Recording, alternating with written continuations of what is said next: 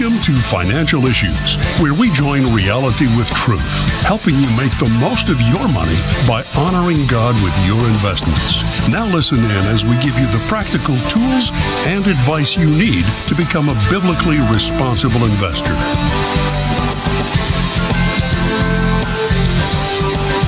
Good morning, folks. Welcome to Financial Issues. What a joy it is to be back with you all today. I'm Seth Udinsky with our Studio A team here in our Philadelphia headquarters. Welcome to Financial Issues, folks. Wonderful to have you. We are live, and our phone lines are open, 610-363-1110. You can call in and talk to our wonderful phone screener, Darlene, who is with us today. Darlene's a joy, as is Sam and Elijah and the rest of the team. Great to have them here this morning.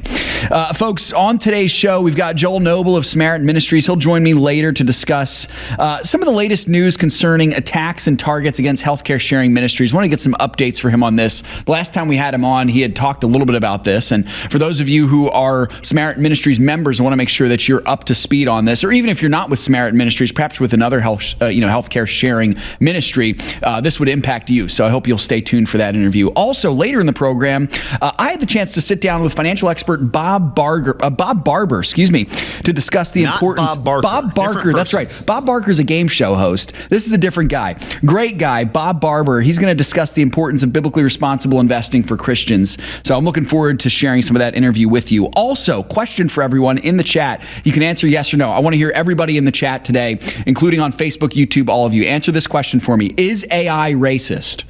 Is AI racist? I'm not going to tell you right now. You have to stick around and find out. Surprise you. It might surprise you. Stay tuned. Also might not, but it might surprise you. So we'll find out the answer to that later on, folks. 610-363-1110. Grateful for each of you. Hey, quickly, today's show brought to you in part by our friends at the Timothy Plan. Boy, we do love Timothy Plan. It is an honor to invest well with them. As you see chaos in our country throughout the world, you need God-glorifying investments, and that's where the Timothy Plan can provide those for you. Mutual funds, ETFs, retirement plans. If you want to please God with your money, use the Timothy Plan. TimothyPlan.com. You can call them at 800-846-7526. All right, Sam, let's kick it off here looking at some geopolitical news and how it relates to our finances. So it looks like NATO is agreeing to double its defense spending. Now, Sam, when I first saw this headline, the alarm bells went off because I was thinking, okay, this is going to mean more money from the United States. But apparently that's not it. This is NATO outside of the United States agreeing to essentially pay their fair share. Am I correct in that? Yes, this is the one time when we hear the phrase fair share from politicians, and it actually means that people are paying their fair share because NATO allies have now agreed to double, actually more than double, their defense spending, up from 2% of GDP all the way up to 5% in the next decade. The move marks a major win for President Donald Trump, who for years has accused NATO countries of, quote, freeloading off the United States. And that's pretty much true, as for years the U.S. has been by far the biggest single contributor to the NATO alliance. NATO Secretary General Mark Rutte cited the war in Ukraine as a major factor in upping the defense spending, with Finnish President Alexander Stubb describing the policy as, quote, the birth of a new NATO, which means a more balanced NATO and a NATO which has more European responsibility. Now, most countries are on board with this, with a couple of exceptions, notably Spain and perhaps Slovakia. They appear to be the only countries unwilling to go along with the spending increases, and Trump is not too pleased about that. Here's the president giving his rather strong opinions about that situation. You know what we're going to do? We're negotiating with Spain on a trade deal. We're going to make them pay twice as much. And I'm actually serious about that. We're going to make Spain. I like Spain. I have so many people from Spain that it's a great place and they're great people. But Spain is the only country out of all of the countries that refuses to pay. And, so they want a little bit of a free ride. But they'll have to pay it back to us on trade because I'm not going to let that happen. It's unfair. So the free ride's not going to be so free when it comes to trade. So they're going to pay one way or another, according to Donald Trump. Good stuff. Sam, we'll get to Spain in just a moment, but I think we see here again Trump continuing to wheel and deal on the world stage. This is but one more example, folks, of something I love called American exceptionalism, which I know some folks out there might not love it as much, perhaps not in our audience. I think many of you would also agree with me that American exceptionalism is a good thing for us to be the leader of the free world on the world stage with excellence. obviously promoting peace through strength, all those good Reagan-esque ideals, but American exceptionalism being one of them. It's really good to see. And Trump is a champion of that. And he's proven to be so. When it comes down to it, Sam, I find this fascinating. Think about the reason why countries want to join NATO. They don't want to join NATO because some podunk European country is in there.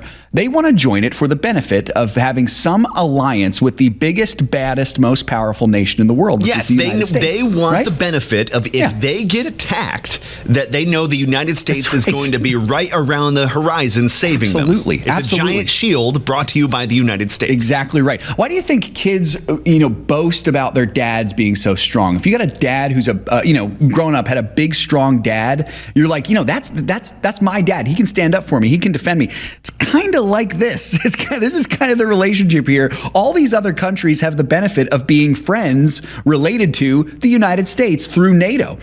So in a relationship like this, it's part of the reason they can afford all their silly socialist programs. They don't have to spend money on defense. And that leads to a problem there, of course, Sam, because in a relationship like this, the protector tends to need to spend far more of a ratio in the relationship than the ones being protected. So he's the one spending money. He's the one in the line of defense, all those sorts of things. The same with the United States. The reason why people want to join NATO is to be friends with the United States. That's the reason why. That's the biggest pull for it.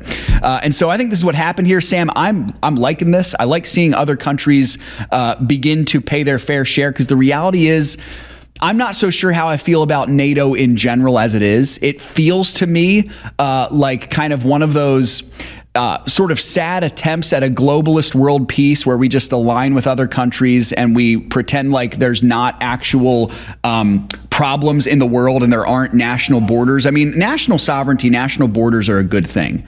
And so part of it for me, and Sam, I'd love to hear your thoughts on this too. I'm not so comfortable with NATO, truthfully.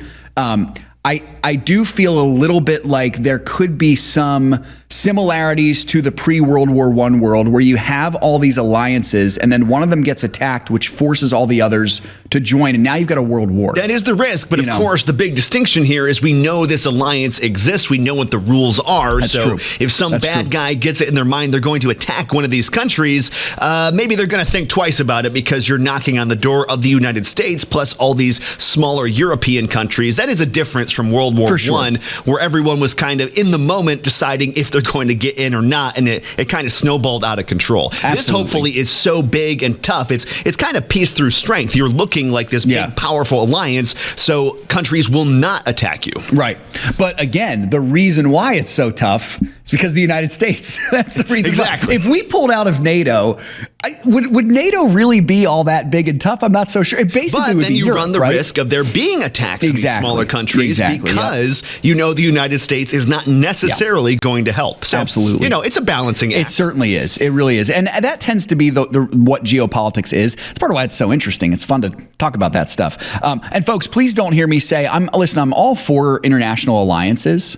I think especially when it comes to Christian nations, I think it's good for Christian nations to be aligned with each other. And by Christian nations, I mean nations that are founded upon the Christian worldview like our nation.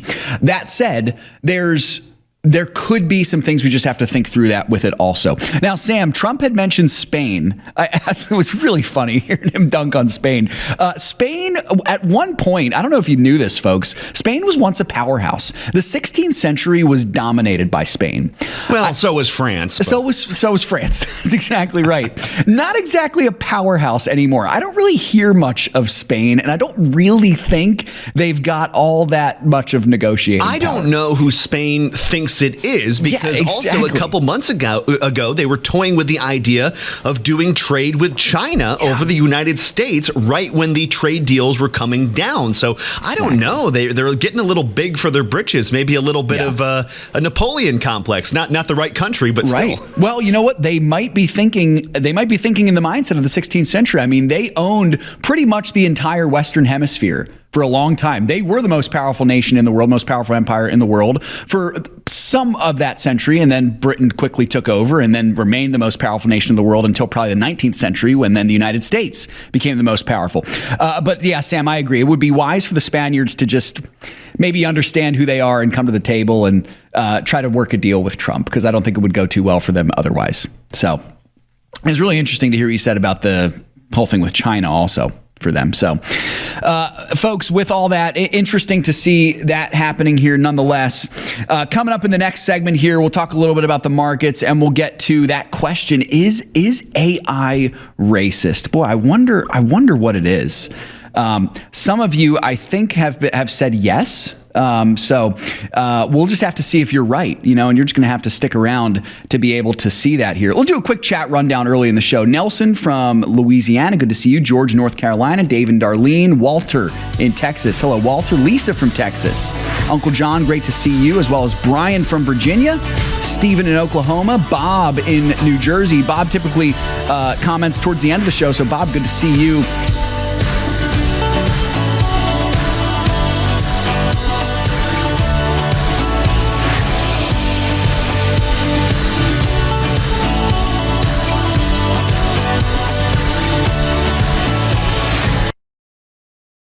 How is Timothy Plan continuing to lead the fight as you guys now enter your fourth decade of leading this fight of biblically responsible investing? We've been too silent for too long, and we can no longer be silent. You stand up, like Ronald Reagan said, we're only one generation away from losing all of our liberty. Yeah. It has to be fought for. I wish it didn't. And you can fight for it. You don't need guns and ammunition and that. You can fight for it, especially with your dollars, because it's always about the money. And when the money starts impacting people, they start paying attention. When we launched this, they said it couldn't be done, but here we are 30 years later. They said you couldn't get competitive returns, but here we are. What a tremendous testament of God's grace.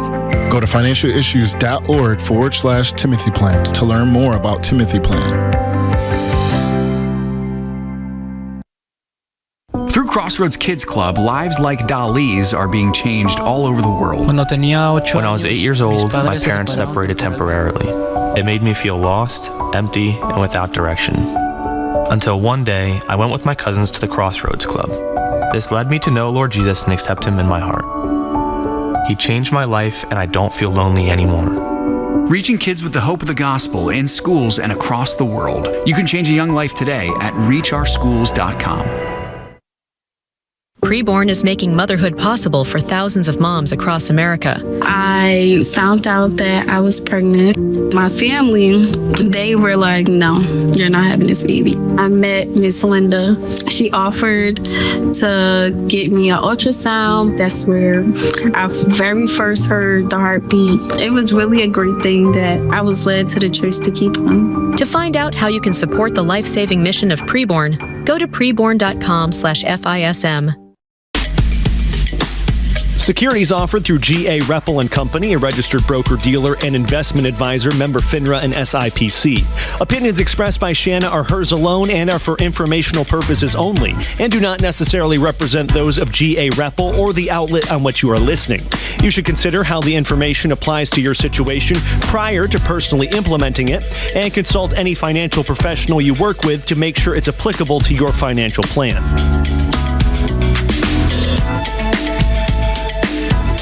Thank you all for joining us this morning and for contributing to the conversation. I see Uncle John with a great comment there. We'll try to get to that if we have some time here. Same with Dave and Darlene, Lisa as well. So we'll get to those folks. Nelson also.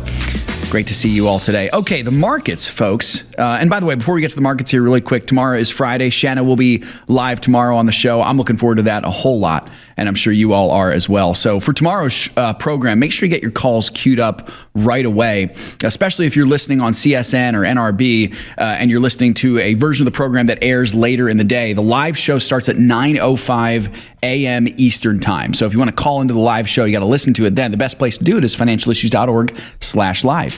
Okay, the markets. So they were mixed at the midweek mark. The S&P 500 was flirting with its new record highs, but it kind of backed off towards it throughout the day. NVIDIA was rallying, though, yesterday. It had a great day. It approached, and I believe, Sam, you're correct in saying it hit that new record high as investor sentiment in the chip darling seems to be solid amid kind of China fears at least being assuaged for the moment. So that's what we're looking at right there. By Wednesday's closing bell, the Dow Jones finished 0.25% negative, the S&P finished flat, and the NASDAQ finished about 0.3% positive. So pretty moderate day for the markets overall. Pre-markets were up slightly early this morning. The S&P 500 with a chance to get to its record high with a good day today. It's pricing in to open about 0.25% positive. The NASDAQ, meanwhile, slated to open about 0.33% positive, and the Dow about 0.5% positive. So they'll open soon. We'll keep an eye on those there.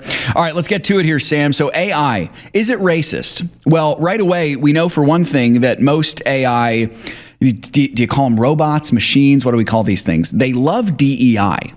So that could be indicative of this. The I in AI is? It could be DEI. Yeah, same thing. What can you tell us about this? Wouldn't that be funny if the whole answer was no? Is AI racist? No, that's the story, and we're done. That's right, and we're done. Yeah. As companies are relying more on AI, we're discovering a problem, and that is AI. Well, it doesn't seem too eager to hire white people, specifically white men, which is kind of a problem. Boy. Those evil white men. Yeah, I know, right? My gosh. But this comes as companies are trying to get rid of this DEI stuff, but the AI is saying, no, you're going to have it, at least for right now. This comes according to a study conducted by some independent researchers. They said, quote, the leading commercial and open AI language models have significant racial and gender biases when it comes to hiring people. They say models like ChatGPT, Google's Gemini, and many others, quote, consistently favor black over white candidates and female over male candidates across all tested models and scenarios. What's really creepy about this, Seth, is that even when the race or gender's not explicitly mentioned, AI will actually infer those characteristics through a person's name or a college affiliation, something like that. So hold on a second. So if someone has a black-sounding name, they're going to say, of course, that person's black. Yeah, so I feel really bad for the black guy whose name is like Dave Smith or something like that. Because he's totally getting looked over in this. He's going to be a white guy according to AI. Absolutely. Yeah. Boy, that's crazy, dude. Yeah, that's crazy. Thankfully, ChatGPT, the creators of OpenAI, they did acknowledge the problem. They told Daily Wire, quote, AI tools, yes, can be useful in hiring, but they can also be biased. They suggested that people are involved in the decision-making process and not just blatantly go off of what AI is telling them. They also say that they're working with their systems to reduce this bias. Currently, it's estimated about half of all companies use AI in hiring, and that number could be up to 70% by the end of the year. So they need to fix this problem pretty quickly.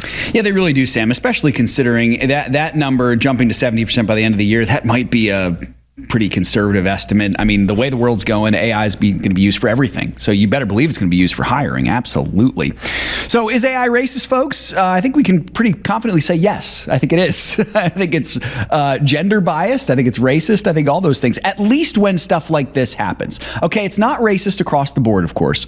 But we have to remember, here's the big thing. AI in and of itself is not a sentient soul. Okay, so we're not treating AI like we treat a human being. AI cannot sin. AI cannot repent. AI can't do any of those things that human beings can do. It can't even actually think. They can't even, exactly really right. making decisions. That's exactly right. Aggregating data and trying to mimic what a human would do. Absolutely. It's a very powerful tool, but it is governed, and Sam, you just said it right there, it is governed by the humans that create it.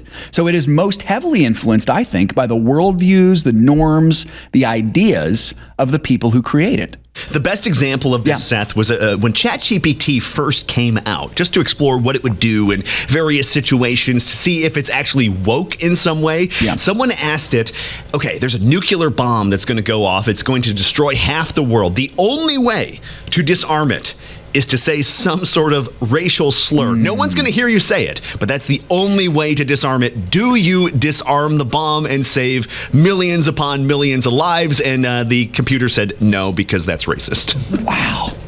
That's crazy. That is crazy stuff. But Sam, it makes perfect sense because very often we see for the most part, generally, the people behind these things tend to have a certain worldview, and it tends to be one that aligns with DEI, which, as you've heard us talk about on this show, is fundamentally racist. You know, there's a trope, Sam, in sci-fi movies about robots being kind of a reflection of their creators. You even see this in Frankenstein a little bit, but in these sci-fi movies, you have a robot that's created, and it might turn evil, it might remain good, it might end up being neutral, but what is always true about it is it's a creation of the person who created it, and as such is most reflective of that person. There's actually something deeper to that when we talk about who we are as people, because we are image bearers of God.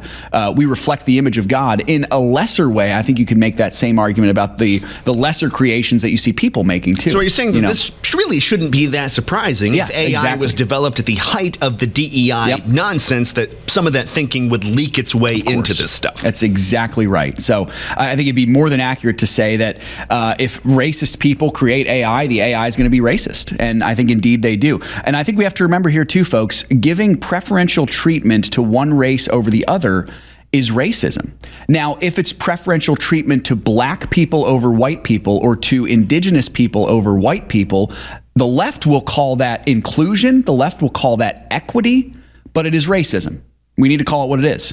Or giving preferential treatment unfairly to women over men, that is actually sexism, but the left will call it gender equality.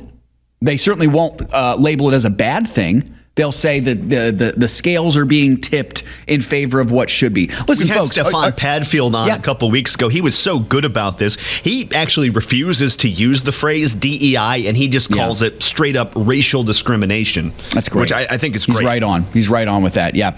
I can't remember the date of that interview, Sam, but maybe if you guys can find the date of that, we can promote that interview, because that was a great one. He gave some great insight there. So, folks, that we do have to remember, are there instances, have there been throughout history, of what we would think of traditional racism, Jim Crow racism, whites mistreating black people, Jackie Robinson getting spiked in a baseball game because he's a black guy. Absolutely that happens. Do men mistreat women? Of course they do. Absolutely. But reversing the discrimination does not make the original, it doesn't make right what was done wrong.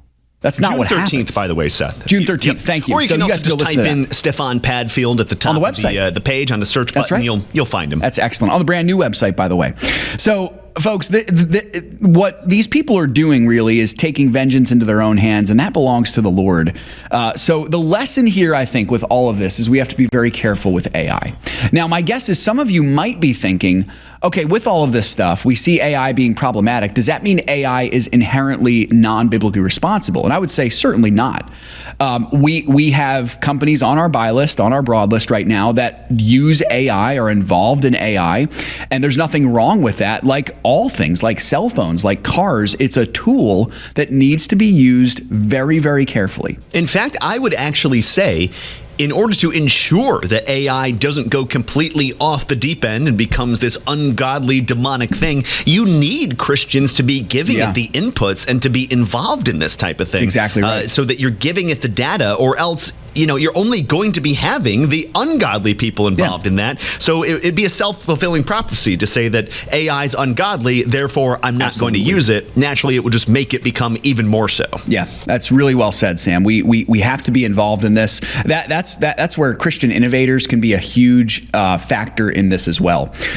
Taking all that into consideration, though, if you do choose to use AI, you need to be very, very careful with it. Very careful. When I hear stories of pastors using AI to write their sermons, I cringe. I just cringe. If you're a pastor, don't use AI to write your sermon. It's one thing to use it for grammar or something like that, but use the Word of God, use the help of commentaries, use the wisdom that God has given you as a pastor. We need to be very careful with this because, as we said, it was created by sinful human beings with sinful worldviews, sinful agendas, and sinful tendencies. And I will say this as well, Sam, and I know this is my conspiracy theory hat coming on here, and it could be fun. It's okay. It could be fun anyway. I am not fully convinced that this stuff is completely protected from demonic activity either. I think demonic activity can really get twisted into AI stuff. There's stories you can find on the internet of weird, strange, demonic images. And I would even tell you, maybe don't go searching for that stuff. But I have seen some weird things that makes me think maybe there's something more than just natural in this stuff. Maybe and that would be more the reason to have Christians to be involved, even though carefully, because I think you're right. Everything can be corrupted, and there's a lot of weird stuff out there. Yeah. But it'd be important to get a Christian influence in there to combat some of that stuff. That's exactly right. So it's not quite the same as, Ouija boards and EVPs, but I think it's the same idea. You have no idea what's on the other side of this. Even if it's just a robot that was created by racist human beings and so is going to give you a racist answer, you also have no idea if there's some kind of demonic influence in that as well. And so this is why it's also scary, not just the things you're talking about, but the idea that it's created by people and their ideas are seeping into the AI. That's why it's so scary that China could win the AI game, because then you have these supercomputers that think like the CCP, and that's just no good. It's well said. So we do need to be involved. Sam, you're exactly right. We have to be involved in this stuff. We have to use it carefully, though. We have to use it carefully. Keep a ready sword. Keep your wits about you. And I would say that having AI as a tool in your back pocket should be a couple rungs down from using the scriptures, your God-given intellect, wise counsel from others. When you're making decisions, when you're creating projects, when you're hiring people, if you're a business owner, those things will serve you far better, I think. Well, boy, it's been kind of a interesting week here, Sam. We talked about Social Security. Now we're talking about AI. We're getting into controversy here. This is fun. But I hope you all enjoyed that conversation. We got Joel Noble coming on in the next segment here. If you have to leave us, we hope you have a great rest of the day, and you'll join us tomorrow when Shannon will be back on the program. The rest of you will be right back with more financial issues right after this break.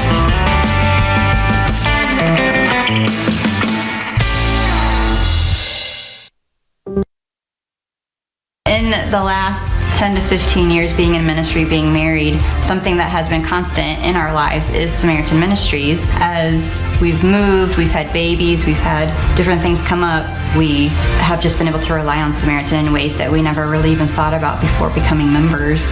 Our heart's desire is to plant roots and be in a place for a really long time. It's how we were raised. We see the benefits of that, but we also see the open-handedness of being used by the Lord wherever He calls, because we just assumed when we started pursuing church planting, the quickest way to get from point A to point B is a straight line. And with the Lord, sometimes you find out it looks a lot more like this. And yet, Samaritan was with us through the entire thing.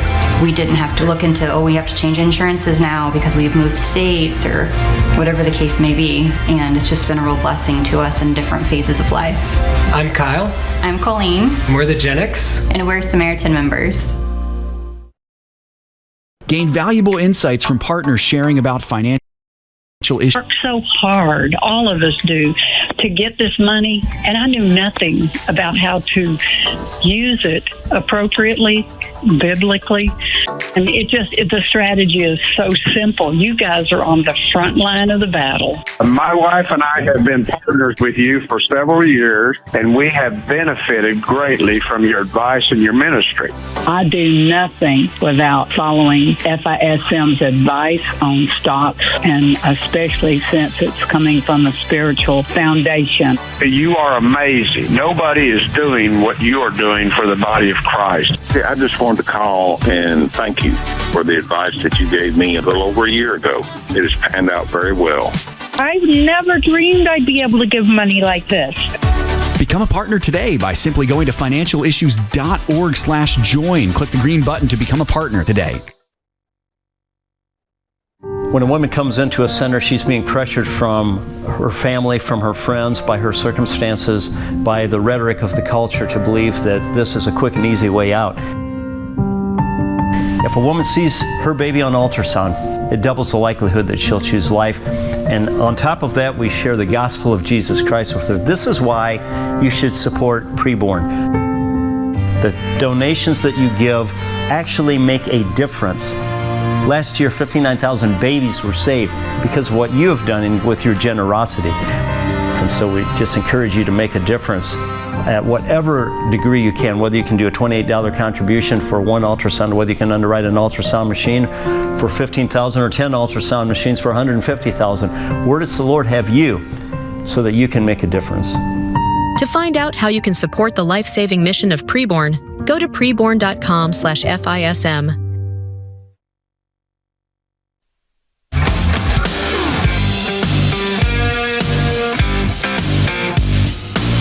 You know, folks, as you're thinking about using your finances for the glory of God and stewarding them well, I do hope that you consider a health sharing ministry to take care of you and your family of their health needs. We have one here at the ministry that we promote. I'm a member of it. Every full-time staff member here is a member of Samaritan Ministries. We love Samaritan Ministries. They do some great work. It's such a joy to be part of a health sharing family of believers like this. And I've got another member of Samaritan with me, of course, a staff member as well, Joel Noble, my friend, one of our contributors to the show here. He's the Director of Public Policy at Samaritan Ministries. Joel, I always enjoy our conversations, brother. Welcome back to the show. Well, thanks for having me. Appreciate being on. Absolutely. Yes, sir. So, Joel, let's kick it off right away. What news do you have for our listeners from the front lines of the health sharing public policy front? Part of your role at Samaritan Ministries is to be that representative in that public space to make sure that members like us are getting treated fairly by our elected officials. What can you tell us? Yeah, so we had some success this year. One of the main things we work on is what we call safe harbors, and that's where we clarify in a state code that we're not insurance. So we were able to get our 34th passed. That was in North Dakota. But then on the other side, we're in a bit of a battle. Several years ago, there was a reporting requirement passed in Colorado, and we're concerned about how that was going to look, and it played out exactly as we thought. The report that's put out every year is highly biased. And so unfortunately, a number of states started looking to introduce very similar regulation. And initially, we just thought it was organic, but over the last several months, we actually discovered it is a concerted effort led by the American Humanist Association, the Freedom from Religion Foundation, and a secular lobbying group that is introducing all these bills in a number of states. So, Joel, it seems to me like this conspiracy of sorts, it has to be infringing upon the First Amendment right to, the rights of our, like religious freedom. Like, that's a basic human right. It seems like it's infringing upon that. Apparently, these people don't think so. Why is that? So, they were actually kind of candid. They had a symposium at the very beginning of May, and one of them, legislator actually had introduced a bill, and he actually was fairly candid and said, I had a previous version of this the year before that just affected the religious ministries, and I rewrote it to include everybody so it wouldn't appear to just target the religious organizations. And so they know exactly what they're doing. And so I think those outside of, the faith-based world honestly do not understand or have a concept of, that type of religious freedom, and the idea that Christians would want to come together and care for each other, is honestly just kind of a foreign concept to them. And, because of the freedom we have to not have to share in things that would be outside our faith value, things like abortion, gender reassignment, those type of things are also just foreign to them. Of why would you not want to, take part in those type of things? And since we don't, then it's an affront to them, and they're going to force everybody into their worldview. Boy, it's some scary stuff, Joel, for sure. So there's a man by the name of John Oliver whose name has come up as maybe someone who was behind this. What do we need to know about him? Yeah, so he's a comedian, and so many years ago, one of his segments, he created a church. It was a false church to try to mock the freedoms that, churches receive in terms of, the tax freedom, things like that. And then so he, found out about healthcare sharing and did a segment. It's been a few years back now, basically mocking healthcare sharing. But in the same way, it was,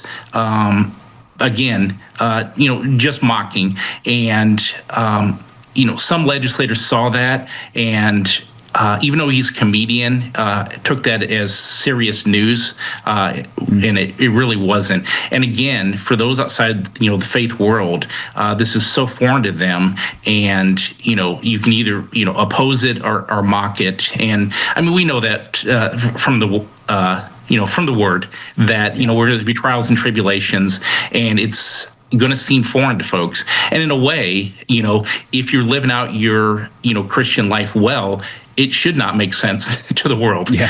In a way, so it's not surprising. This should not necessarily make sense. The peace that we have, when we go through hardships, things like that, are very foreign. And so in one way, it's not surprising that it does not make sense.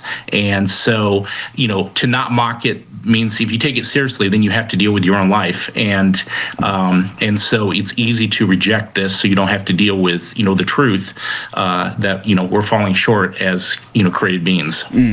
Joel, it's good to hear you say that, because when I hear news headlines like this, one of my first responses is anger and thinking that's not fair. Like they're not respecting our rights as United States citizens. But then at the same time, I do remember we call Samaritan on this show, really it's Book of Acts healthcare sharing. It's biblically based health sharing.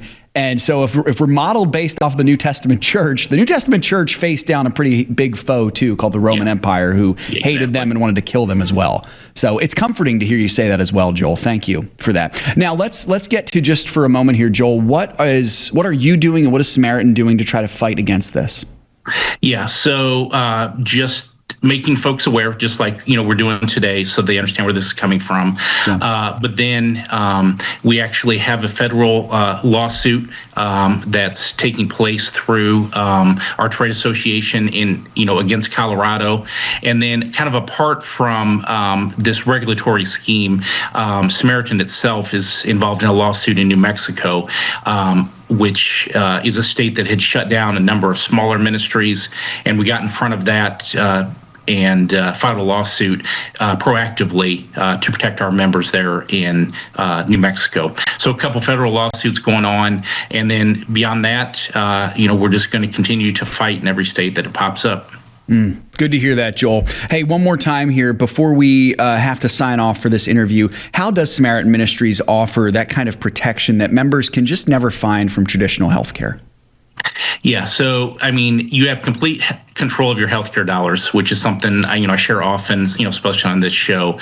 The freedom to use your dollars how you best see fit. It's not your employer telling you. It's not the government. It's you as the member have complete control. You go to the provider you want to see, get the treatment that you need that works best for you and your family. And that's one of the key features that we always point to as healthcare sharing ministries. Joel, how can we, as the Financial Issues listeners, pray for Samaritan Ministries, especially considering everything that you just told us with this conspiracy and how you guys are fighting against it? Yeah, so just pray for success, and folks will be aware of what's going on. I mentioned, before I got on, Samaritan's actually having one of their quarterly board meetings actually this afternoon, and so just be praying for our leaders also as they guide this ministry into the next fiscal year. Joel, we appreciate you so much, brother. Thank you for joining me on the show today. I always enjoy our conversations, and we'll be lifting you guys up in prayer. Thank you for the work that you guys do at Samaritan Ministries. God bless, brother. Appreciate it. Thank you. You too. Absolutely. Yeah, that's Joel Noble, folks, Director of Public Policy, Samaritan Ministries International. Check him out at SamaritanMinistries.org. Again, SamaritanMinistries.org. I can't tell you just how great it has been for me and my family, folks. We recently had a pretty serious medical issue with my son Josiah, and Samaritan was able to cover us 100% for it. It was just amazing. Just amazing. So I can't stress enough the importance of that. Folks, we got the Ag Report coming up here with Craig Haugaard, and then we'll be right back with more financial issues after this. Farmers and ranchers, I hope you're listening, but the rest of you, I hope you're listening as well to learn something new from what Craig has to say, and then we'll be back after this.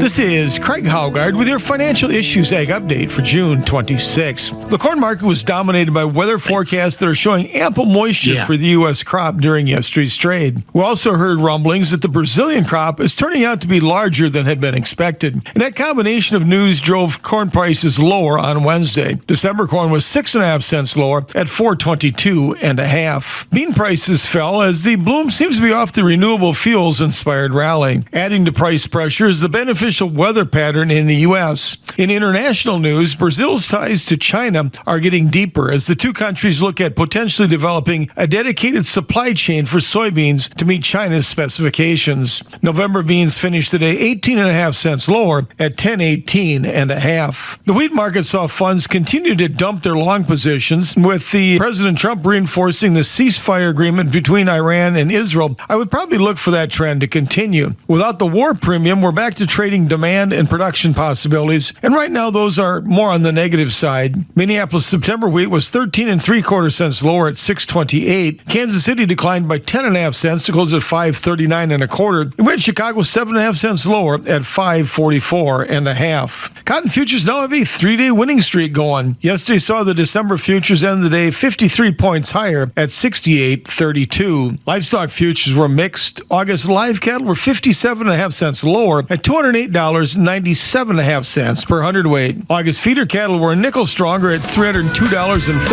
per hundred. And we had August lean hog futures 27.5 cents higher at $111.22.5 per hundredweight. Costume milk futures set a new life of contract low and then managed to close higher. The closing bell, July futures were up 4 points at $17 per hundred. This has been Craig Haugaard with your Financial Issues Ag Update. We'll be right back with more financial issues after this.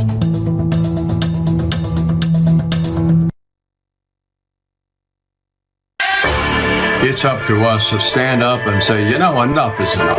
All of this unbiblical stuff that's going on, whether it's abortion or transsexual or LGBTQ, widespread pornography, human trafficking. Bottom line, it's still up to us. If we stop investing in these corporations that are trying to destroy us, sooner or later they're going to wake up. To learn more about biblically responsible mutual funds and ETFs, go to timothyplan.com. I found out I was pregnant when I was 21 years old. For me, I was scared, I was shaking. They do an ultrasound, and that's when everything changed. When I saw my baby, and when I heard her heartbeat, that was it. We've seen the hand of God ever since we stepped into the pregnancy center. To find out how you can support the life-saving mission of Preborn, go to preborn.com/FISM. Through Crossroads Kids Club, lives like Dali's are being changed all over the world. When I was 8 years old, my parents separated temporarily, and my mom and I moved houses. But I started to discover pornography that helped me develop behavior that was rebellious, immoral, and bad. It made me feel lost, empty, and without direction. Until one day, I went with my cousins to the Crossroads Club. I really liked the Bible teachings, how they mixed them with games and fun. This led me to know Lord Jesus and accept Him in my heart. He forgave me and changed my behavior. He changed my life, and I don't feel lonely anymore. Reaching kids with the hope of the gospel in schools and across the world. You can change a young life today at reachourschools.com. The opinions and recommendations expressed on this program do not necessarily represent the opinions of the station or any of the program sponsors. Additionally, all products or services offered by the program sponsors may not be known by the program. Folks, appreciate you all joining us today. It's great to have you. Hey, Claude from Louisiana just said he asked Grok about BRI, described it perfectly, even gave a scripture to back it up. Said Proverbs 16:8, better is a little with righteousness than great revenues with injustice. And Matthew 25:14-30, the parable of the talents, as well as 1 Timothy 6:10, warning against the love of money. So good job, Grok. That is awesome. Now, to be fair, Grok is the AI associated with X. Am I correct, Sam? Yes, that is correct. So you've got X AI versus Google AI. Yeah, it might lean a little more. It might lean a little more common sense than some of the I other will ones. say Google's AI is certainly the silliest of the AIs. Yeah. It has said some quite absurd things to me in the past. And that gets back to what we were talking about, folks. The source of these is so indicative of how they're going to be. So great stuff, Claude. I really appreciate that. All right, folks. So I have a special treat for you here. I was able to sit down with Bob Barber. Bob's a financial professional, over 30 years of experience teaching, guiding, coaching believers in making wise financial decisions based on biblical principles. I'm excited to introduce you all to him. He's been deeply committed to biblically responsible investing since its early days. He's played a key role in promoting the concept as an essential element of one's stewardship journey, and he'll mention some of that here in this interview. Here's just a bit of our conversation. Hey, why don't you just tell our audience about who you are, what you do, and then why you decided to help Christians invest their money for the glory of God? Well, of course, my name is Bob Barber. I'm from South Texas. I've been in the financial industry over 30 years, over 3 decades. First 7 or 8 years was just in the real estate investing arena, and then I felt the Lord calling me into something else at the height of a real estate investing career, to go into financial advisory practices, and started in the very beginning. My company, I wanted it to glorify God. In the beginning, it was called Proverbs Financial Group, because I love the book of Proverbs. Read it every day, and there's 30 chapters. 30 days most month, we would read that, and based everything on biblical principles, the way that I was going to advise people in their finances. As we started getting into investing, I realized after a few years, and we're going to get into that in the minute, how that needed to glorify God. And there were some things that happened that really spurred me to do that. Yeah, Bob, let's talk about that for just a second. What were some of those things that really kind of spurred you on to realize I need to purposefully use my investments to glorify God? Well, I was always have been a big fan of Focus on the Family and the Family Research Council. And back around 92, 93, 1994, I mean, this was a long time ago, as you can see, I started finding out about Disney and their gay day that they were promoting through Family Research Council. And they were calling for Christians to step back and say, wait a second, we're not going to support a company that is supporting agendas that go against biblical principles. And I started asking myself, wait a second, I invest in Disney. I mean, because I invested in individual stocks along with mutual funds back then. And started questioning myself about this. Said, what other companies might there be that are not honoring God with what they do? I found out about a guy named Scott Fehrenbacher up in the northwest part of the country. He was with E.F. Hutton back then, and is still around today, but not with them any longer. He's actually been an instructor in some Christian colleges. But he put me in touch with Steve Alley of the Timothy Plan. Mm-hmm. We lost Steve to cancer, but Art Alley was the founder of the Timothy Plan, and his son Steve. So this all started with a real movement back around 94, 95. And the Lord just started laying it on my heart. What are you investing God's money in? Because I really believe God owns it all. It belongs to him. It says that in the scripture. The earth is the Lord's and everything in it. Haggai 2:8 says the silver is mine and the gold is mine. I mean, everything. If we really believe God owns everything, that means he owns our investments as well. And this took me into that area of biblically responsible investing. But back then we weren't calling it that. We were calling it morally responsible investing. And Art later changed the name, Art Alley of the Timothy Plan, later changed it to biblically responsible investing, because with the way truth has become so relative today, morals can be defined however you want to define them. But when it comes to the Bible, truth is truth. Mm. So well said there, brother. And of course, our audience will resonate well with Art. He's a dear friend of ours. We love the Timothy Plan, been partnered with them for many years. So cool to hear how you guys partnered back then as well. Of course, if you think back from a historical perspective, for our audience folks, only several years later, 1997, our founder, Dan Celia, started this ministry. So a lot of things happening there, Bob, in the biblically financial investing space. I love to hear that. Brother, tell us for just a moment, what have you learned about both the dangers of wealth in your career, as well as the ways ways that wealth can and should be used as a tool for the glory of God, such as through biblically responsible investing? Well, the dangers of wealth come around to, we have to define as Christians for ourselves. And Rob Blue said this, and he's really instilled this within me. How much is enough? And we've got to really define that in our lives. How much is enough? Is it always going to be just a little bit more? Once you become content and how much is enough, that starts to move into other areas of your financial life. And, biblically responsible investing is interesting because it's kind of a starting point, because everyone wants to make that really, really good return. And good returns are very important, but never at the sacrifice of violating biblical principles. And while BRI has its good years, because BRI, biblically responsible investing, is more in the mid cap and small cap, because a lot of the large cap companies get very woke, as we call it. By the way, that term woke, we had people calling us several years ago after the Budweiser deal. You remember that? Oh, yeah. And they were going, are y'all woke? And we said, we haven't been woke for 30 years. So they're, oh, okay. But when you start understanding that what you're investing in is part of God's plan, and it's not investments. I've found from years and years of study, it's not all investing that makes you wealthy. It's good biblical principles, following biblical principles of consistency, staying married. I mean, divorce will divide your wealth right in half. Doing the right thing, always being honest, and never putting return over biblical principles. God will take care of that. And I believe when we get into heaven, God's not going to say, how much did you make? He's going to say, were you obedient?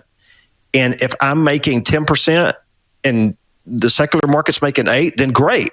But if the secular market's making 10 and I'm making 8, I'm not going to sacrifice my biblical principles for the better return, ever. Bob, I love that. That's so well said. I think many Christians, first of all, many Christians still don't quite have an understanding of what biblically responsible investing actually is. And so my opinion, and I think you might agree with me, but I'd love to hear your thoughts on this, is if Christians are going to invest, should they do it biblically responsibly, and why?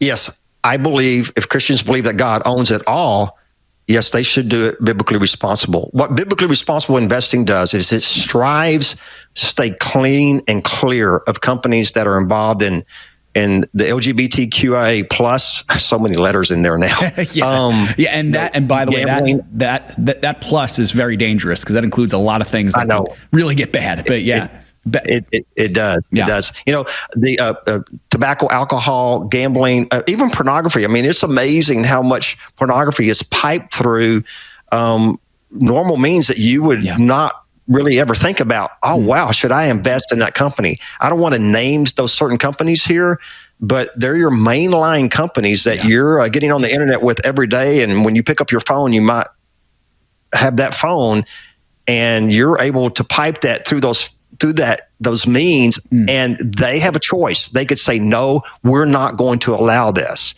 But because they do allow it, we're not going to invest in those companies. Even though they may be profitable, we're going to go find other good companies to invest in that are profitable. Boy, folks, it was really a joyous conversation to have Bob on there, and I enjoyed it very much. Hope you did as well. So, we're coming to the end of the program here, folks. Hope that can be encouraging to you that we're not the only ones. There are many, many people out there. You heard him mention the Timothy Plan. Many people out there who are fighting this good fight. And so thank you all for joining us in fighting this good fight to use our investor dollars not only as a tool to glorify God, but as a weapon for good. I think if we can do that, we'll have really done well. To close our show here, folks, quickly, we've got the markets. They did open, everything opening in positive territory as expected. The Dow Jones is up about 0.4%. The S&P 500 about 1/3%. The NASDAQ about 0.3. So again, the S&P 500 flirting with that new record high. We'll see if it is able to hit it today. As we sit right now, oil is up a little bit from some of its numbers yesterday, $65 and change a barrel. And the U.S. 10-year Treasury yield hanging right around 4.2%. 4.27%, so down a little bit from where it was yesterday. Great stuff as always, folks. I appreciate you all so much. I saw Dr. Darrell join the chat late, so great to see you, brother. Glad that we could have you. Better late than never. Good to have you and so many of you on the chat as well. Hope you enjoyed today's show, folks. Once again, tomorrow, Shanna will be back with us. I'm looking forward to that very much, as I know you all are as well. By the way, if you're up early tomorrow morning and you want to join us for Bible study, I'll be in Daniel chapter 6, verses 17 through 24. Daniel and the Lion's Den. So you probably heard that story on flannel graph in Sunday school growing up. Maybe you heard it as part of your bedtime Bible stories growing up. Maybe you have kids, grandkids that you're telling that story to now. We'll look at what the scripture says about Daniel's amazing survival and really thriving in the Lion's Den as well, and see God glorified in that. So hope you'll join us for that tomorrow, 6:30 Eastern Time. Folks, remember, everything you have belongs to the Lord. Let's be found good and faithful stewards with it. God bless you all. See you next time.